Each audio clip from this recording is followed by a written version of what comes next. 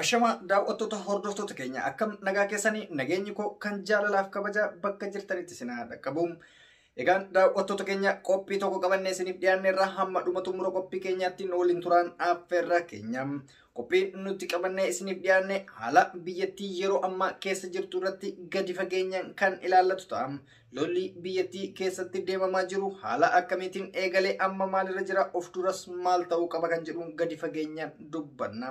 Gaan daawwattoota fi hordoftoota keenya qophii keenya akkatti aanutti qabannee isiniif dhiyaanneerra hordofa isiniin jedha. Waraana biyya keessa ilaalchise ejjennoo kenna. Waraanni bifa kamiinuu waan deeggaramu miti. Waraanni lubbuu galaafata, dinagdee qancarsa, nageenyaaf tasgabbii uummataa dhoorga, sammuu uummataa miidha, biyya kuffisa. Kanaaf akka ilma Oromoo tokkotti gama keenyan waraanni kun tasuma barbaachisaa hin turre ejjennoo jedhu qaba. Ejjennoo kana amman hubadhetti uummanni keenya bal'inaan deeggara. Uummanni keenya bara dheeraadhaaf qabsaa'aa ture ammas tabba biraa ol oofuuf fedhii waan hin qabneef nagahas waan jaalatuuf haa ta'u malee gama warra aangorra jiraniitiin propagaandaa fi duulli uummata irratti gaggeeffamu salphaa miti. Sababa kanaan uummanni keenya akka burjaaja'u godhuudhaaf wanti godhamaa hin jirre hin jiru.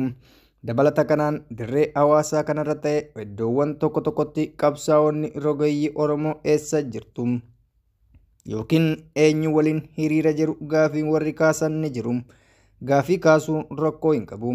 Gaafii kaasan kanaaf deebii kan kennanis isaanuma mataa isaanii ta'uun garuu rakkoo guddaadha. Namoonni tokko tokko waraana kana ofii Oromiyaa wayyaanee jidduutti godhamu jedhame akka ilaalamuu barbaadu. Kanaan wal qabatee waan gaggabaabduu tokko tokko jechuun barbaachisaadha. Inni tokkoffaan kaayyoo waraanichaa. Kaayyoo guddaan waraana kana tasgabbii dhabuu warra federaalaatii fi warra aangoo Tigraay jiru biyya irraa madda. Lameenuu sadarkaa wal hin amanne bira darbanii wal shakkii guddaa keessa erga galanii bubbulaniiti jiru. Waliif ajajamuus ifattis labsaniiti jiru. Beekamtis wal dhoggatanii jiru. Kuni garee lamaanuu irriba dhoowwee akka adurree fantuutaa wal eeggachaa turan. Lameenuu humna mo'achuuf qophiirra turan. Federaalis qophii bal'aa godhee ture waraanaaf. Tigraay marfamtee mo'amuu isheetiin dura raayyaan ittisa biyyaa naannoo ishee keessa jiru haleeltee raayyicha bittinneessitee loltootas meeshaa waraanattis olfaattee humna ofii cimsattee akka federaalaatti laaffiste. Federaala kanaan deebii kenne. As biratti dubbii xiyyeeffannoo guddaadhaan ilaaluun barbaachisaadha. Tigraay osoo na hin haleelin haleellaa naaf qophaa'aa jiru ofirraa deebise jetti. Federaala kabajaa biyyattiitu tuqame biyyatu ganame kanaaf tarkaanfii fudhanne jedha. Lameen keessaa kamtu sirrii kan jedhu murtee isiniif dhiifna. Qaamota waraanaa keessaa lolli kun lola qaama federaalaa bulchaa jiruu fi kan naannoo Tigraay jidduutti gaggeeffamaa jirudha. Warri federaalaa jiru heera biyyaa cabsuudhaan warra humnaan aangoo irra jiranidha. Osoo filannoo geggeessuu danda'anii warra sababa koronaa godhataniif filmaata dabarsedha. Akkaataan filannicha ittiin dabarsanis wal falmisiisaa waan taheen aangoo irratti bu'uura heeraa qabu. Tigraay yeroo isaa eegdee filmaata geggeessiteeti jirti. Filmaanni geggeeffame hamma haqa qabeessaa fi dimokiraatawaadha kan jedhu gaafii biraa tahe aangoon isaanii garuu bu'uura heeraa kan qabudha. Kanaaf amma wal waraana jiru humna federaalaa bu'uura heera hin qabnee fi naannoo Tigraay filannoo gaggeeffame mootummaan mataa ishee hundeeffateeti jira. As biratti dubbiin ijoon qaama tokkorraa goruuf dhiisuu osoo hin tahin haqa eenyutu beeku infoomsudha. Kanaaf heera qabeessummaadhaan wal qabatee dhimmi jiru dhimma jaalalaa fi jibbaa namoota yookiin dhaabbotiin kan wal qabate osoo hin tahin bu'uura heera fi seera irratti kan hundaa'edha. Inni sadaffaan ilaalcha siyaasaa qaamota lameen jidduu jiru federaalli na jalatti akka bultu qabdu akkaataa biyyi guutuun hoogganamuu qabdu jedha. Tigraay immoo dhimma koo irratti kan murteessu ana malee isinii miti ejjennoo jedhu qaba. Heerri biyyattii aangoo ol aanaa naannoleedhaaf kenna. Moototni biyya dhimma isaanii irratti murteessuudhaaf mirga guutuu akka qabanis lafa kaa'a. Bu'uura kanaan ejjennoon naannoo Tigraay dogongora hin qabu. Naannoo ofii daangaa isaanii waliin sirriitti tarkaanfachiisuuf bulchaatii jiru. Ejjennoon naannolee dhimma ofii irratti murteessuudhaaf aangoo guutuu qabu jedhu kun ejjennoo Tigraay qofa osoo hin taane ejjennoo uummata Oromootis. Oromoon akka sabaatti of bulchee daangaa ofii kabachiifatee jiraachuu barbaada. Oromoon humna hidhate kan aantummaa uummata haqaan qabu hedduu waan hin qabneef federaalli yeroof akkaataa barbaadeen uummata keenya unkuraa akka ofii barbaadeef bulchuuf yaalii guddaa godhaatee jira. Oromiyaan nama ofii filatteen akka bultu hayyamurra nama federaalaaf amanamaa ta'een akka bultu kan godhamaa tures jirus kanuma. Sababa kanaan Oromoon keenya bal'aa ilaalcha siyaasaa ofiin of bulchuu dhimma ofiin ofii murteeffachuu sirriitti deeggara. Deeggarsa ilaalchaa kan tarkaanfachiisu isaaniitii fi akka waan deeggartoonni wayyaanee diinatti maqaa balleessuudhaaf yaalii hedduutu godhama. Ilaalcha wajjin hiriiruun ejjennoo qabaachuudhaan eenyus waan fedhe jedhus akka Oromootti ilaalcha kana ni deeggara kalees of dursas. Lameen Oromoodhaaf maali kan jedhutti dabran. Wayyaaneen diina Oromoo hamtuu yoomuu seenaa keessatti hin irraanfatamnedha. Cubbuu isaanii nurratti raawwatan yoomiyyuu kan dagatamuuti miti. Gaarummaa wayyaanee cubbuu nurratti hojjette hunda kophaa ishee nurratti hojjette jennee hin amannu. Wayyaaneen Oromiyaa gola dhiiga ilmaan keenyaa dhangalaasaa turte OPDOdha. OPDOon dhimma qaamotuma har'a maqaa dhaabaa jijjiiratanii biyya bulchaa jiran kanneeni. Kanaafuu dhibbatti itti wayyaanee ilaaluun osoo isaanis laaluu hanqannee cubbuu nurratti raawwatame keessatti gaheen isaanii yoomuu hin irraanfatamu. Isa bara wayyaanee waliin OPDOon nu unkuraa turte dhiisnee waan amma nu godhaa jiru yoo ilaalle diinummaan isaanii hangam ol aanaa akka ta'e hubanna. Jarri kun warra amaanaa sabaa nyaate, qabsaa'ota hedduu ajjeese, qabsaa'ota keenya hidhee qeerroo kumaatamaan lakkaa'aman hidhee warra dararaa jirudha. Jarri kun warra xiqqaaf guddaa Oromoo dallansiisee warra ajjechaa suukaneessaa raawwachuuf karoorfate harkaa fashalaa'edha. Warra shira hedduu yaadee harkaa kufeedha. Kanaaf diinummaan isaanii afaan Oromoo waan dubbataniif yookaan nuti Oromoodha waan jedhaniif waan haalamu miti. Kanaaf wayyaaneenis bilxiginnaanis diinuma Oromooti. Diinni lameen keessaa diina wayya qabu jennee filachuu hin dandeenyu. Ololli jarri kun hammuma fedhan jaalatanis namoota keenya akkamiin isaan irratti duultanii wayyaanee cina hiriirtan jedhu sababa kanaaf kiiloo hin kaasu.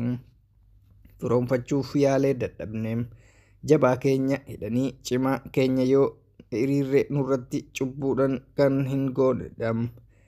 Eritiriyaa fi wayyaaneef biltsiginnaa. Isaayyaas Itoophiyaanis wayyaaneenis diina. Lameenuu yoo caban isaaf gammachuu warraati. Isaayyaas hanga wayyaaneen jirtu rafee hin bulu. Isaantu morma irratti garmeesse na kuffise jedhee waan yaaduuf. Biyyaa fi bilisa waan baafatteef Itoophiyaan tasgabbii dhabdee arguuf isaaf milkiidha. Kanaan immoo milkaa'aa jira. Lola keessatti bilisiginnaa deeggaree Tigraay waraana jira dubbiin jettus bal'inaan haasawamti. Dhugaa ta'uun isaa ni mala. Bilisiginnaanis hanga wayyaaneen jirtu hin raftu. Bilisiginnaan maqaa jijjiirachuu isheetiin dura akka turte sanitti kan walitti ishee xaafatte wayyaanedha. Bilisiginnaa keessatti hammaachuu diduun ishee Abiyyi tasgabbii dhoorga. Kanaaf jarri baduun isaaf boqonnaadha. Lola kana keessatti Tigraay lafa ishee irratti of ijaartee gamanaan qaamota lafa ishee seenuu dhufan ofirraa dhoorkuu ishee warri deeggaran hedduudha. Uummanni mootii koo anatu filata jedhee filate lakki anatu filate siif erga jedhanii tapha gowwaa keessa seenuu kanneen hin deeggarre akka ta'e wayyaaneen deeggaraniitti ilaalamu. Kun dogoggora. Haqa dubbachuun qaama jaalatanis qofa osoo hin ta'in qaama hundaaf hojjeta. Hadhooftus dhugaa dubbadhu. Dhugaa waliin hiriiruun dirqama. Kanarrattis daddanqiinsi ejjennoo argisiisuun eenyurraa hin eeggamu. Inni jaaffaan humna naafxanyaa fi waraana kana. Waraana amma deemaa jiru eenyummaayyuu caalaa kan deeggaraa jiru. Warroota siyaasa eenyummaa sabaaf sablammootaa irratti hundaa'ee diiguu qabna jedhanii hojjetaa jiran kanneenidha. Humnoonni kun kan dhugaa ammatti sirna kanneen eenyuyyuu ol kunuunfamaa jiru dhageettii qabdas qabu.